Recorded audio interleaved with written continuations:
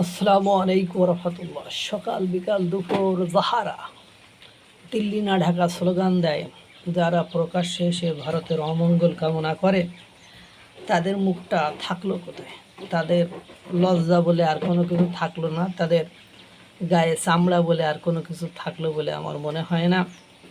যদি বলেন কেন, তা হতাশাজনক যে আমাদের সাংবাদিক আব্দুল নূর তুষার ভাই বলেছিল যে ভারতের ডিজেল দিয়ে চলা গাড়িতে চড়ে টিএসসিতে যে সেখানে যে ভারতের থেকে আসা কফি খেয়ে দিল্লি না ঢাকা স্লোগান দিয়ে আর কতই বা আগাবেন।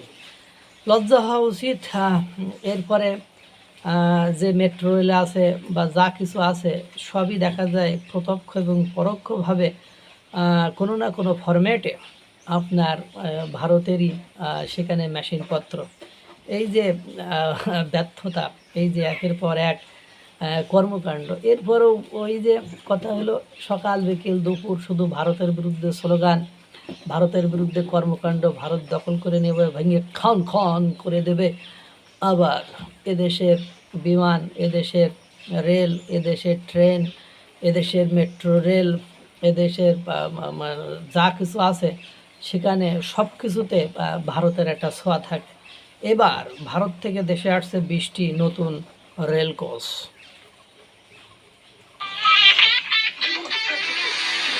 ভারত থেকে বাংলাদেশে আসতেছে নতুন 20টা রেল কোচ।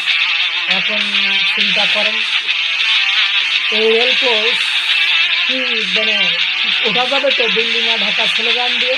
এটা কিন্তু একটা ভাববার বিষয়।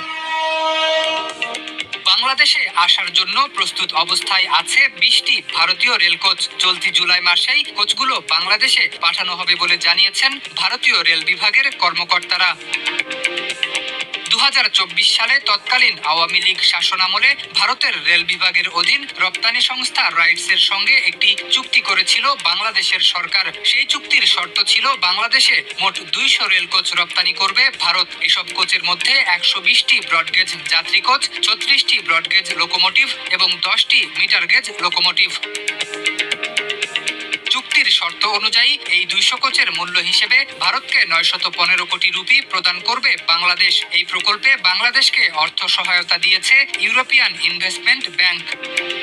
প্রতি সপ্তাহে সর্বোচ্চবার বিকাশ পেমেন্টে 50। দেখছেন, সেই জুলাই মাসেই আসতেছে সেই রেল কোচ।